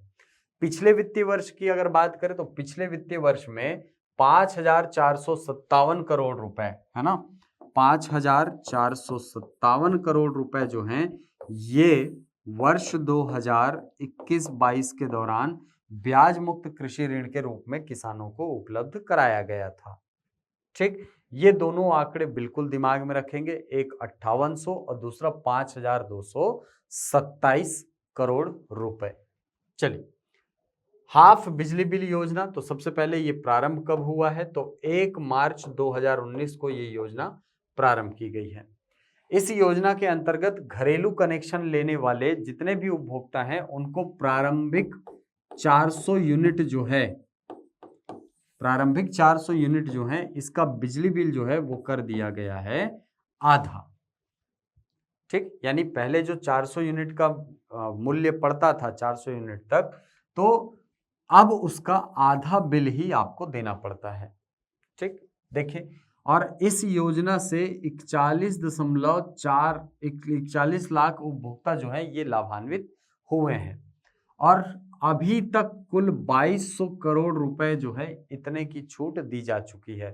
ठीक, आधे बिजली बिल से कितने उपभोक्ता लाभान्वित हो रहे हैं, तो 41 लाख उपभोक्ता जो है ये लाभान्वित हो रही हैं। और अभी तक कितने लोगों को इसका लाभ मिल चुका है, तो याद रखिए, सॉरी, कितनी राशि जो है वो माफ की जा चुकी है, तो 2,200, ठीक है, 2200 करोड़ जो है ये राहत दिया जा चुका है निवासियों को, नागरिकों को। अगला देखिए, अगली योजना का नाम है छत्तीसगढ़ मिलेट मिशन। मिलेट का अर्थ होता है लघु धान्य, याद रखिएगा ये नाम आपको डायरेक्ट पूछता है एग्जाम में। ठीक है, पूछ देगा, मान लो कि छत्तीसगढ़ लघु धान्य मिशन जो है ये क्या है, तो नाम याद रखिएगा, मिलेट मतलब लघु धान्य। मिलेट का असल में मतलब होता है मोटा अनाज, जैसे कोदो हो गया, कुटकी हो गया, है ना, टाऊ हो गया, ये मोटे अनाज है। मोटे अनाजों के उत्पादन को बढ़ावा देने के लिए छत्तीसगढ़ मिलेट मिशन जो है ये प्रारंभ किया गया है। इंपॉर्टेंट फैक्ट ये है कि 14 जिलों के कोदो कुटकी और रागी को खरीदा जाने लगा है। कितने जिलों से कोदो कुटकी की खरीदी की जाती है? 14 जिलों से। और इन सभी 14 जिलों में लगाया जा रहा है कोदो प्रोसेसिंग यूनिट। याद रखिएगा, क्या लगाया जा रहा है? कोदो प्रोसेसिंग यूनिट। कोदो प्रोसेसिंग यूनिट क्या होता है? कोदो प्रोसेसिंग, कोदो को एक ऐसे उत्पाद में बदलना जो और अधिक मूल्य प्रदान करे किसानों को। ठीक है, जैसे किसान ने गेहूं उगाया तो उसका रेट कम है, लेकिन उसी गेहूं को उसने रोटी या ब्रेड बना दिया मान लीजिए, तो उसके मूल्य में क्या हो जाती है? वृद्धि हो जाती है। ठीक, तो इसको बोला जाता है मूल्यवर्धन। तो मिलेट्स के मूल्य में बढ़ोतरी करना, ये छत्तीसगढ़ मिलेट मिशन का उद्देश्य है। मिलेट से जुड़े हुए 14 जिले हैं। उन सभी 14 जिलों में कोदो प्रोसेसिंग यूनिट जो है ये लगाया जाना है। ठीक, आगे बढ़ते हैं। वनोपज संग्रहण। वनोपज संग्रहण के अंतर्गत कुछ महत्वपूर्ण आंकड़े हैं जो यहां पर आपको शायद दिखाई ना पड़ रहे हो, अब शायद दिखेंगे। देखिए, खरीदी जाने वाली वनोपजों की संख्या 2018-19 में 9 थे और 2020-21 के दौरान 65 वनोपजों की खरीदी की जा रही है। कितने वनोपज हैं खरीदी करने वाले, यानी कितने वनोपजों को हम खरीद रहे हैं? तो 65 वनोपजों को हम खरीद रहे हैं। 3 गुना अधिक हुई संग्राहकों में वृद्धि, यानी वनोपज जो संग्राहक हैं उसमें 3 गुना अधिक वृद्धि हुई है। ठीक, 2018-19 के दौरान 1.5 लाख यानी 1.5 लाख लोग ही थे जो कि वनोपजों का संग्रहण करते थे। वर्ष 2020-21 के दौरान 6 लाख वनोपज जो संग्राहक जो हैं ये वनोपज का संग्रहण कार्य कर रहे हैं, यानी इसमें वृद्धि तो हमको दिखाई पड़ती है। ठीक, 138 गुना अधिक वनोपज खरीदी में बढ़ोतरी, यानी वनोपज जो हम खरीद रहे हैं उसमें 138% का ग्रोथ हमको दिखाई पड़ता है। ठीक, जैसे 2018-19 की बात करें तो 459 यानी 459.59, ठीक है, 459.59 मीट्रिक टन जो है वनोपज वो खरीदे जा रहे थे। 2020-21-22 में कुल 63,740, देखिए 63,740 मीट्रिक टन वनोपज जो हैं ये खरीदे गए हैं। अब 60 गुना ज्यादा वनोपज खरीदी की रकम में बढ़ोतरी। अब यहां आपने खरीदा था, ठीक है, 2018-19 में 459 मैंने बताया और 2020-21 के दौरान 63,740 मीट्रिक टन। अब वनोपज ज्यादा खरीद रहे हो तो जाहिर सी बात है आपको पैसा ज्यादा देना पड़ेगा किसानों को। तो किसानों को कितना हुआ? देखिए 2.55 करोड़ जो है ये वर्ष 2018-19 के दौरान इतना दिया गया था। ठीक, 2020-21 के दौरान 156.91 करोड़ 156.91 करोड़ रुपए जो है ये किसानों को दिया गया है, जो वनोपज संग्राहक हैं उनको दिया गया है। ठीक, अब देखिए वनोपजों से संबंधित कुछ योजनाएं भी हैं। योजनाएं क्या हैं भाई, आइए देखते हैं। देखिए सबसे पहली बात कि अतिरिक्त आय हो रही है वनोपज संग्रहण के माध्यम से। 6 लाख वनोपज संग्राहकों को 500 करोड़ तक की अतिरिक्त आय, 13 लाख तेंदुपत्ता संग्राहकों को 250 करोड़ की अतिरिक्त सालाना आय। ये दिख रहा है हमको वनोपज संग्रहण के अंतर्गत, बहुत इंपॉर्टेंट है, यहां से क्वेश्चन पूछता है ना।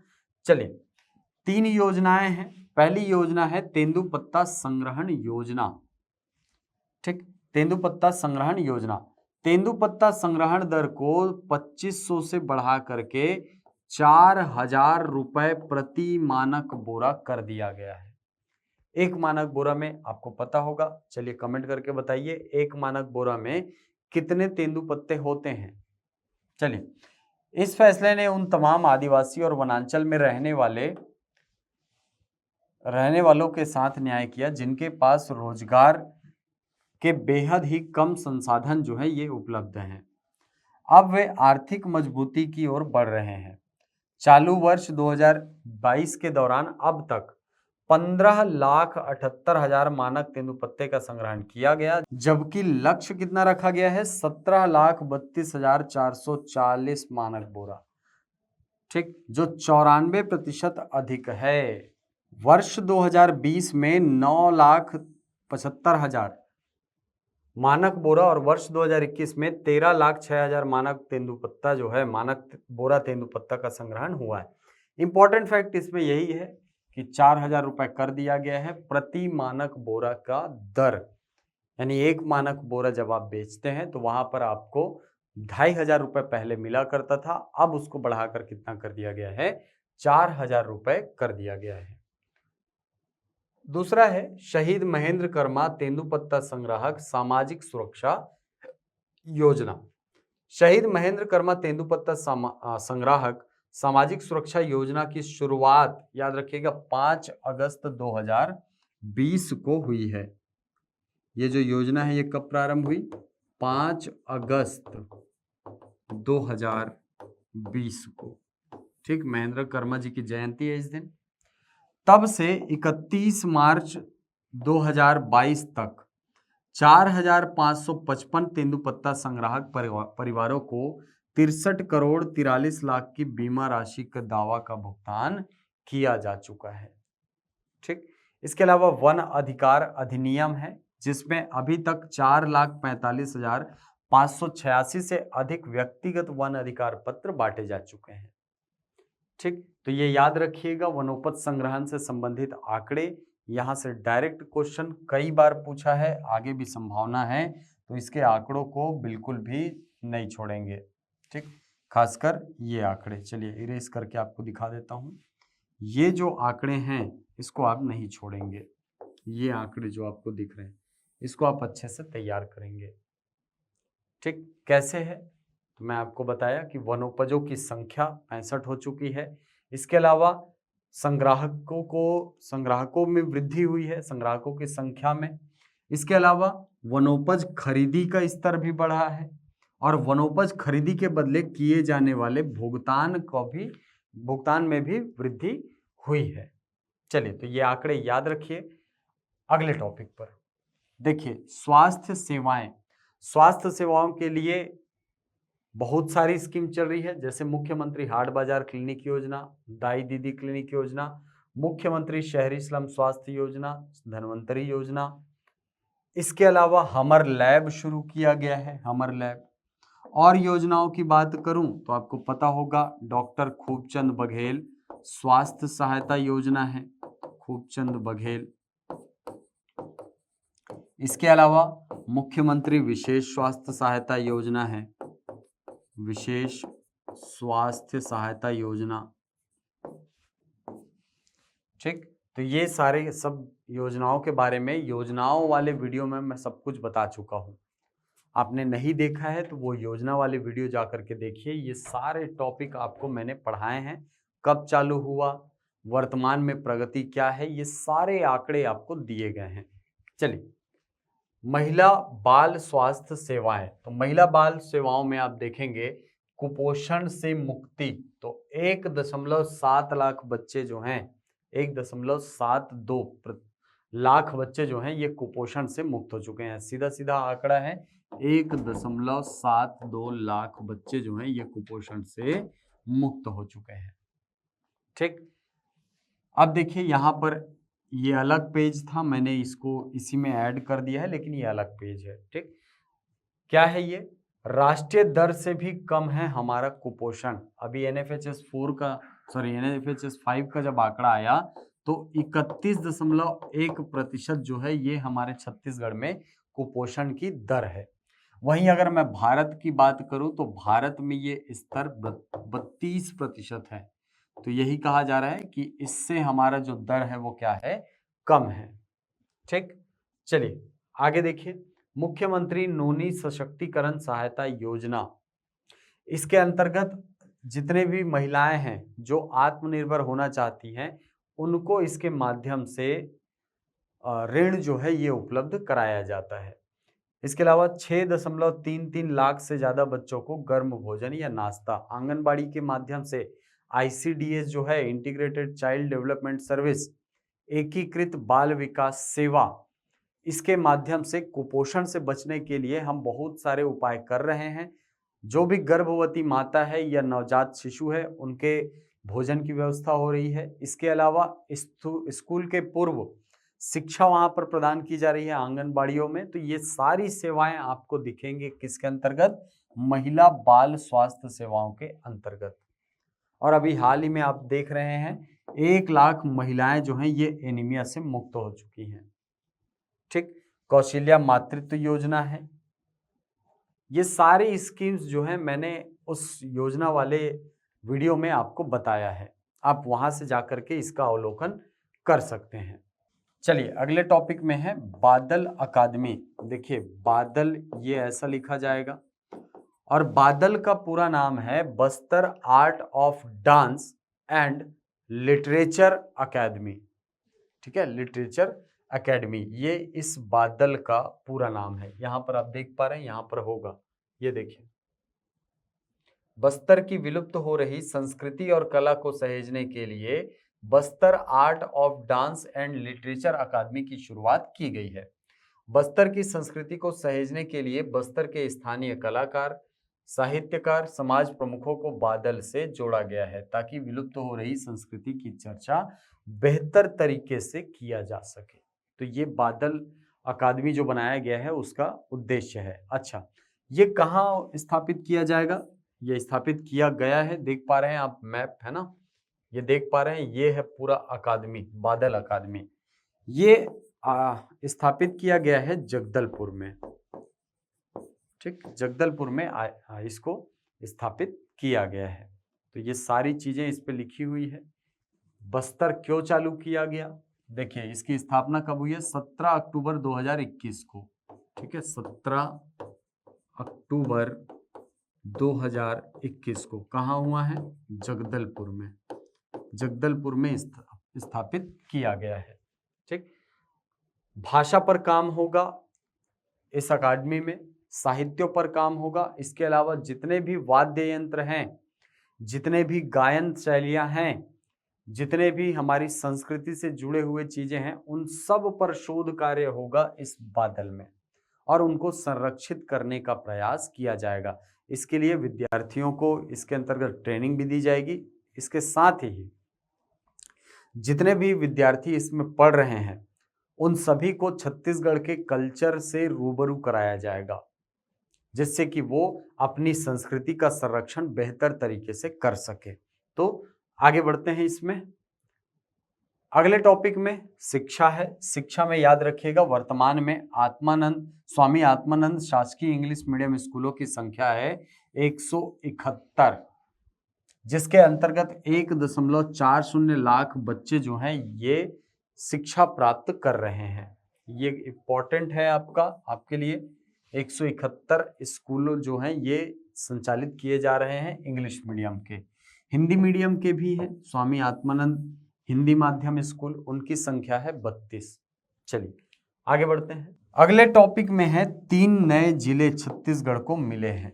ये 3 नए जिले कौन कौन से हैं, आइए देखते हैं। सबसे पहले 29वां जिला, ये देखिए यहाँ पर हमारे मुख्यमंत्री जी इस नवगठित जिले का लोकार्पण करते हुए। ठीक, कब हुआ लोकार्पण, आइए देखते हैं। देखिए पहला जिला है मोहला मानपुर अंबागढ़ चौकी, इसका लोकार्पण किया गया है 2 सितंबर को। ठीक, और इससे संबंधित जो अधिसूचना है ये 1 सितंबर को छत्तीसगढ़ के ई गैजेट में प्रकाशित किया जा चुका है। ठीक, ये गैजेट है, ठीक है, राजपत्र है जो प्रकाशित किया गया है मोहला मानपुर अंबागढ़ चौकी से संबंधित। ये जो मोहला मानपुर अंबागढ़ चौकी है ये राजनांदगांव की सीमाओं को परिवर्तन करके बनाया गया है। ठीक है, यहाँ पर आप पढ़ेंगे इस अधिसूचना को, यहाँ से डायरेक्ट प्रश्न बनते हैं। जैसे छत्तीसगढ़ भू राजस्व संहिता 1959 की धारा 13 की उपधारा द्वारा प्रदत्त शक्तियों का प्रयोग लाते हुए राज्य सरकार एतद द्वारा नीचे दी गई अनुसूची में विनिर्दिष्ट अनुसार जिला राजनांदगांव की सीमाओं में परिवर्तन करते हुए नवीन जिला मोहला मानपुर अंबागढ़ चौकी, ठीक है, इसको सृजित तथा उसकी सीमाओं को परिभाषित करती है। तो याद रखिएगा किस जिले के सीमाओं के परिवर्तन के द्वारा ये नया जिला बना है, तो राजनांदगांव जिले के सीमा में परिवर्तन किया गया और उसके द्वारा जो नया जिला बना है उसका नाम क्या रखा गया है, मोहला मानपुर अंबागढ़ चौकी। ठीक, देखिए कौन से जिले से निकला, राजनांदगांव से। संभाग कौन सा है, दुर्ग। नवीन जिला, जिले का नाम दिया है मोहला मानपुर अंबागढ़ चौकी।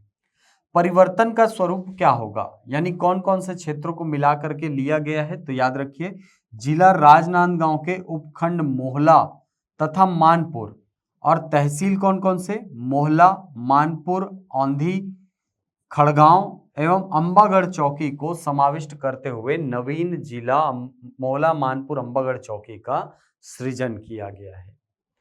अब इस नया नवेला जो हमारा जिला बना है इसकी सीमाएं किससे किससे लगेंगी, तो देखिए इसके उत्तर में है राजनांदगांव का छुरिया तहसील, छुरिया तहसील। ठीक, दक्षिण की अगर मैं बात करूं तो पखांजूर आपको दिखाई दे रहा होगा। पखांजूर तहसील उत्तर बस्तर कांकेर में आता है ना, ये इसका दक्षिणतम भाग है। यदि मैं पूर्व की बात करूं तो डोंडी और डोंडी लोहारा, ये देखिए, ठीक है, ये डोंडी और ये डोंडी लोहारा, ये दोनों जो तहसीलें हैं वो इसके पूर्व भाग में हैं। ये दोनों बालोद जिले में आते हैं, आपको पता होगा। ठीक, इसके बाद इसके पश्चिमी हिस्से में कौन है, तो पश्चिमी हिस्से में महाराष्ट्र राज्य की सीमा है। ये देखिए महाराष्ट्र राज्य की सीमा पश्चिम में दिखती है। ठीक, ये अध्यादेश है जो जारी किया गया है ना, असाधारण राजपत्र, ये देखिए छत्तीसगढ़ राजपत्र, ये प्रकाशित किया जा चुका है। 1 तारीख को प्रकाशन हुआ है, लेकिन इसका लोकार्पण हुआ है 2 सितंबर को, याद रखिएगा। ये जो नया जिला बना है इसमें कुछ दर्शनीय स्थल हैं, जैसे मोंगरा बैराज यहीं पर है, शिवनाथ नदी पर है, आपको पता होगा, डायरेक्ट क्वेश्चन कई बार आ चुका है, इसको याद रखिएगा। अब ये जो मोंगरा बैराज है वो मोहला मानपुर अंबागढ़ चौकी जिले में चला जाएगा। कान्हे मंदिर, दंतेश्वरी मंदिर, राजावाड़ा, मनसा देवी मंदिर, बांधा बाजार, राजावाड़ा, राजा तालाब, खड़गांव माइंस, मुड़ा पहाड़, मोंगरा बैराज, ये सारी चीजें जो है वो कहाँ हैं, मोहला मानपुर अंबागढ़ चौकी जिले के अंतर्गत। अगला जिला है खैरागढ़ छुई खदान गंडई। अभी हाल ही में राजनांदगांव जिला जो है उसको और एक और इसमें परिवर्तन किया गया है और इससे एक और जिला बना है। कौन कौन सा, नाम क्या है इसका, खैरागढ़ छुई खदान गंडई। इसका लोकार्पण हुआ है 3 सितंबर को, 3 सितंबर को इसका लोकार्पण किया गया है। ठीक, ये देखिए यहां पर क्या लिखा है, जिला राजनांदगांव की सीमाओं को परिवर्तित कर नवीन जिला खैरागढ़ छुई खदान गंडई को सृजित तथा उनकी सीमाओं को परिभाषित करती है। ठीक, तो राजनांदगांव का ही विभाजन हुआ है 2 बार, एक से बना मोहला मानपुर अंबागढ़ चौकी और दूसरा क्या बना है, खैरागढ़ छुई खदान गंडई।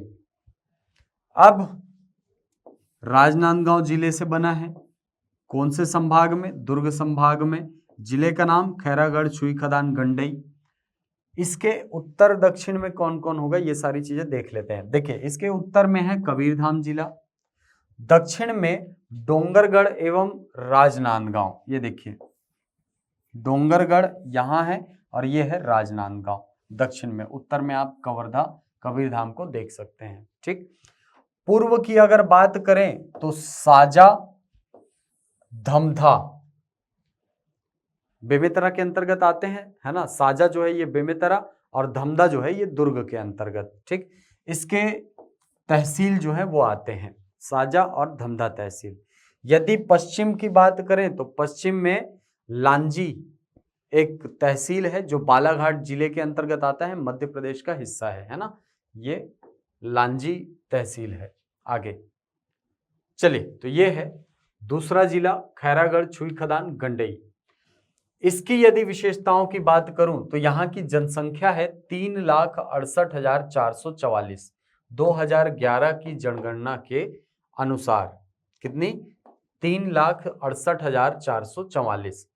कुल ग्रामों की संख्या की यदि बात करूं तो 494 ग्राम जो है यहाँ पर अस्तित्व में है। नगरीय निकाय 3 है, यही 3 नगरीय निकाय हैं। चलिए आगे बढ़ते हैं। अगला है सारंगढ़ बिलाईगढ़ जिला। ठीक है, सारंगढ़ बिलाईगढ़ जो है ये 2 जिलों को संशोधित करके बनाया गया है, उनकी सीमाओं में परिवर्तन किया गया है। ठीक है, सारंगढ़ जो है वो पहले रायगढ़ तहसील में पड़ता था, आपको पता होगा, रायगढ़ जिले में पड़ता था, सॉरी, है ना, रायगढ़ जिले का हिस्सा था। और बिलाईगढ़ जो है ये बलौदाबाजार जिले का हिस्सा था। इन दोनों को मिला करके एक नया जिला बनाया गया है। ठीक है, नाम क्या है इसका? सारंगढ़ बिलाईगढ़। और इसका भी लोकार्पण जो है वो 3 सितंबर को हमारे मुख्यमंत्री श्री भूपेश बघेल जी के द्वारा किया गया है। इसकी अधिसूचना को जब आप पढ़ेंगे तो आपको क्या मिलेगा? विनिर्दिष्ट अनुसार जिला रायगढ़ एवं बलौदाबाजार भाटापारा की सीमाओं को परिवर्तित, नवीन जिला सारंगढ़ बिलाईगढ़ को सृजित तथा उनकी सीमाओं को परिभाषित करती है। यानी 2 जिलों का हमें संशोधन करना पड़ा है। ठीक, तो यहां पर देखिए जिला रायगढ़ और बलौदाबाजार, इसकी ये जो नया जिला बना है इसकी सीमाएं 2 संभागों के अंतर्गत आती हैं, एक बिलासपुर और एक रायपुर। नवीन जिला नाम क्या है? सारंगढ़ बिलाईगढ़। अब देखिए इसके अंतर्गत रायगढ़ के उपखंड कौन कौन से? सारंगढ़, तहसील कौन सा? सारंगढ़, बरमकेला और सरिया। ठीक है, रायगढ़ के 3 तहसील जो हैं इसके अंतर्गत शामिल है, सारंगढ़, बरमकेला और सरिया। और बलौदाबाजार भाटापारा के कौन कौन से तहसील हैं? बिलाईगढ़ और भटगांव। यानी 5 तहसीलें इसके अंतर्गत शामिल हैं, रायगढ़ के 3 और बलौदाबाजार के 2। और इन 5 से ही सारंगढ़ बिलाईगढ़ जिला जो है इसका निर्माण किया गया है। इसके उत्तर की यदि बात करें तो इस जिले के उत्तर में है तहसील पुसौर और तहसील डभरा, 2 तहसीलें। ठीक है, पुसौर जो है, एक तो पुसौर पड़ेगा और दूसरा पड़ेगा डभरा। ठीक, पुसौर जो है ये रायगढ़ जिले के अंतर्गत आता है, आपको पता होगा, यहीं पर दिलीप सिंह जुदेव बांध है पुसौर, है ना। और डभरा जो है ये जांजगीर चांपा जिले के अंतर्गत आता है। ठीक, यदि दक्षिण की बात करूं तो दक्षिण में है सरायपाली तहसील, महासमुंद जिले के अंतर्गत आता है सरायपाली। सरायपाली तहसील जो है वो सारंगढ़ बिलाईगढ़ जिले का दक्षिणी भाग है। अब पूर्व की बात करें तो उड़ीसा का अंबा भौना तहसील जो है ये आता है। और इसके पश्चिम में बलौदाबाजार का कसडोल तहसील है, कसडोल तहसील, ये इसकी स्थिति है। यदि इस जिले की विशेषताओं की मैं बात करूं तो बहुत सारी विशेषताएं हैं जो आपके एग्जाम के लिए इंपॉर्टेंट है। इसका भी लोकार्पण हुआ है 3 सितंबर को। ठीक, क्षेत्रफल की यदि मैं बात करता हूं तो 1,65,014 वर्ग किलोमीटर ये इसका क्षेत्रफल है। और जनसंख्या कितनी है? तो 6,17,252, 2011 की जनगणना के अनुसार। यदि ग्रामों की संख्या की बात करूं तो 759 ग्राम जो है यहाँ अस्तित्व में है, जिनसे कुल 349 ग्राम पंचायतों का निर्माण किया गया है। ठीक, यदि नगरीय निकाय की बात करता हूं तो कुल 5 नगरीय निकाय जो हैं इसके अंतर्गत शामिल है। इस जिले में सारंगढ़ बिलाईगढ़ के अंतर्गत 5 नगरीय निकाय शामिल हैं। राजस्व निरीक्षक मंडल की संख्या कितनी है? यहाँ पर 20 है। इंपॉर्टेंट फैक्ट याद रखिएगा कि ये जो क्षेत्र है वो राम नामी समुदाय के लोगों के निवास स्थान के रूप में प्रसिद्ध है। राम नामी समुदाय, आपने देखा होगा व्यक्तियों को हमारे छत्तीसगढ़ में पूरे शरीर में राम राम राम राम गोदवा लिए रहते हैं, है ना, गोदना पूरे शरीर में राम के नाम का। तो ये जो समुदाय हैं वो सबसे ज्यादा रहते हैं कहाँ, सारंगढ़ बिलाईगढ़ वाले क्षेत्र में। महानदी सारंगढ़ बिलाईगढ़ जिले की मुख्य नदी है। अभयारण्य कौन सा है, तो गोमर्डा अभयारण्य जो है सारंगढ़ तहसील के अंतर्गत आता है। ठीक, सारंगढ़ दशहरा उत्सव के लिए प्रसिद्ध है, बहुत ज्यादा प्रसिद्ध है सारंगढ़ दशहरा भी, बहुत सारे लोग आते हैं इसको देखने के लिए। ठीक, सारंगढ़ रियासत में तत्कालीन राजा जवाहिर सिंह के कार्यकाल में लगभग शताधिक वर्ष पूर्व से सारंगढ़ का दशहरा उत्सव बस्तर दशहरा की भांति बहुत प्रसिद्ध है, बहुत प्रसिद्ध है ये। ठीक, चलिए, तो ये है जिला बिलाईगढ़, सारंगढ़ बिलाईगढ़। तो तीनों जिलों के बारे में जो फैक्ट मैंने आपको बताए ये याद रखिएगा, और अगर हो सके तो इस ई गैजेट को डाउनलोड करके जरूर पढ़िएगा। इतना ही है वैसे, है ना, ये बहुत ज्यादा क्लियर आपको नहीं दिख रहा होगा, इसीलिए मैं आपको बोल रहा हूँ कि इसको आप डाउनलोड कर लीजिए सीजी ई गैजेट से। ठीक, छत्तीसगढ़ का जो ई गैजेट है, ई राजपत्र, वहां से आप इसको डाउनलोड कर सकते हैं। तो ये तीनों जो जिले हैं, ठीक, नाम क्या है, मोहला, मानपुर, अंबागढ़, चौकीस, इससे संबंधित जितने भी फैक्ट मैंने आपको बताए ये आपको याद होने चाहिए। इसके अलावा खैरागढ़, छुई खदान, गंडई और साथ ही सारंगढ़ बिलाईगढ़, ये तीनों जिले जो हैं ये हाल ही में लोकार्पित किए गए हैं। तो इनसे जुड़े हुए फैक्ट जो हैं आगामी एग्जाम में आपको लगातार देखने को मिलता रहेगा। चलिए, तो अब आते हैं हमारे अगले सेक्शन में। अगला सेक्शन जो है प्रश्नोत्तर का सेक्शन है। कुछ प्रश्न आपसे पूछे जाएंगे, इसके जवाब आप हमको कमेंट बॉक्स में दीजिएगा। पहला क्वेश्चन है, भारत ने कब तक शुद्ध शून्य उत्सर्जन लक्ष्य को प्राप्त करने का लक्ष्य रखा है? ऑप्शन है 2040 तक, 2050 तक, 2060 तक या 2070 तक। तो इसका आंसर आप हमको कमेंट बॉक्स में बताएंगे। अगला क्वेश्चन, रक्षा अनुसंधान एवं विकास संस्थान यानी DRDO के वर्तमान अध्यक्ष कौन है? ऑप्शन है doctor Sameer V Kamat, doctor Manoj Sharma, doctor G Satish Reddy, doctor SS Srinivas. तो इसका आंसर भी कमेंट बॉक्स में आप हमको बताएंगे। अगला क्वेश्चन, 67वां फिल्म फेयर अवार्ड के अंतर्गत बेस्ट फिल्म का अवार्ड किसे दिया गया है? तो इसका आंसर भी आप हमको कमेंट बॉक्स में बताइए। अगला क्वेश्चन, ब्याज मुक्त कृषि ऋण योजना के अंतर्गत वर्ष 2022-23 में कितनी राशि प्रदान करने का लक्ष्य रखा गया है? ऑप्शन है 5600 करोड़, 5800 करोड़, 6000 करोड़ या 6200 करोड़। इसका आंसर भी आप हमको कमेंट बॉक्स में बताएंगे। अगला क्वेश्चन है, बादल अकादमी किस स्थान पर स्थापित किया गया है? ऑप्शन है जगदलपुर, दंतेवाड़ा, कांकेर या नारायणपुर। तो इसका आंसर भी आप हमको कमेंट बॉक्स में बताएंगे। तो ये थे हाल फिलहाल में चर्चा में रही छत्तीसगढ़ तथा राष्ट्रीय स्तर की समसामयिक घटनाक्रम। आशा करता हूं ये वीडियो आपको पसंद आया होगा। यदि दी गई जानकारियां आपको पसंद आए तो हमारे वीडियो को लाइक करें, शेयर करें, यूट्यूब पर कमेंट करें, अपना उत्तर दें। मिलते हैं अगली कक्षा में कुछ नई जानकारियों के साथ, कुछ नए प्रश्नों के साथ। तब तक के लिए धन्यवाद।